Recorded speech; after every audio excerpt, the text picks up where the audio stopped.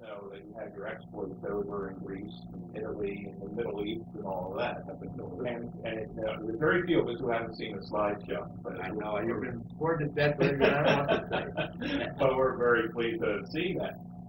But I was kind of curious as to what drove you to do that slideshow. What was your focus? I'll tell you what the problem was very bad. I have the Olympic team with me. I have all the men and women of the team.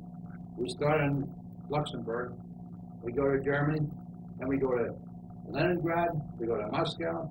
We go to Tiflis, way down in southern Georgia. And from Tiflis, we go over to Warsaw, Poland.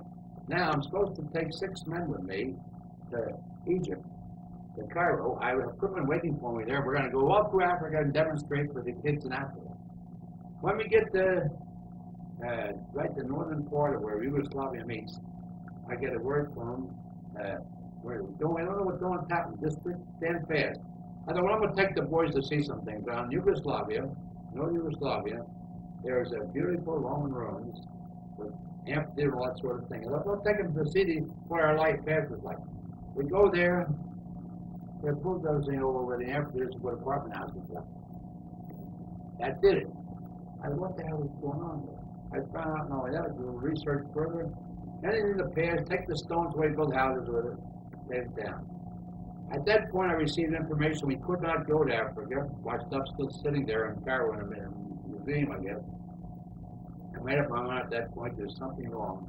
If my past, my history of my sports and stuff is across the world all over and it's being changed and adapted and thrown out and God knows what, I'm going to make it my business to try to, before it's told this story, take pictures of it. As a result, from 61 on, I made up my mind I would try to be in every country.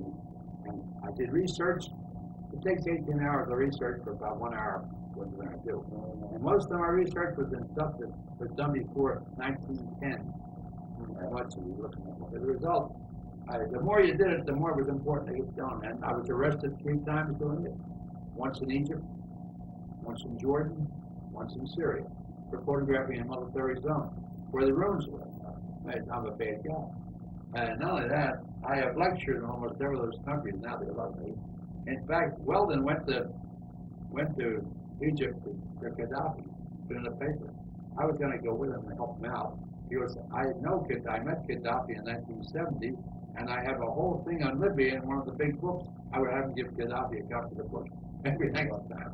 But I've had friends, a lawyer named Van Silla, who's #1 in the State Department. Whenever he goes anywhere in the world, he gives him copies of my books. The Pope has copies of my books. All the presidents have copies of my advertised Westchester. Not me. Get the pictures. Now good. In other words, you got to stay busy. Yeah.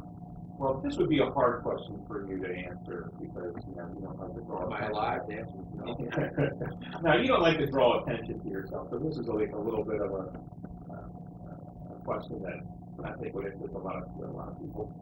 What would you regard your biggest achievement to be? What would you regard to be your biggest achievement? Mine's a negative one. I lost my little girl, my second daughter, to reticuloendotheliosis, which is a rare DNA situation. Like she was supposed to die at age 1. I kept her alive, but she was almost 2. But to me, I'm still hunting for her. That's the negative. Now, the positive side of my life is people like this guy over here. What my students have done with their lives is better than money in the bank. When this guy, with the guts he had, goes down south and goes down in a damn cave, hundreds of feet, and makes a whole slideshow of that, he is doing stuff that's beyond anywhere else in the United States. You follow me? When someone does something unique with their life, that's not me, that's them. I mean, I'm encouraged by the fact that there's hope. Everything comes out of someone that's got something to do something. That's what it boils down to. And we look at downstairs on the walls, the people we have honored with that foundation. They've gone beyond just graduating. They've done something else. That's the big thing. Look at our man who rescued the guy in Yugoslavia. He was a colonel at that time. He got on his plane, picked the guy up, saved him from getting killed, brought him back. Today he's lieutenant general. words, when you pick out a Westchester man that's got guts and stuff, give him a chance. You'll be surprised how it turns out.